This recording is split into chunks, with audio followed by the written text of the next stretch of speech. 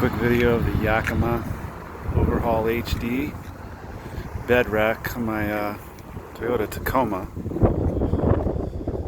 Super sturdy. This is off-road capable. Get my rooftop tent on there, no problem. Can fit underneath it to make the attachments, which I can appreciate. Lots of tie downs. Got bottle openers for some reason, which is kind of fun. But anyway, overall, I'm happy with it. You can take it directly off of the truck with just taking these little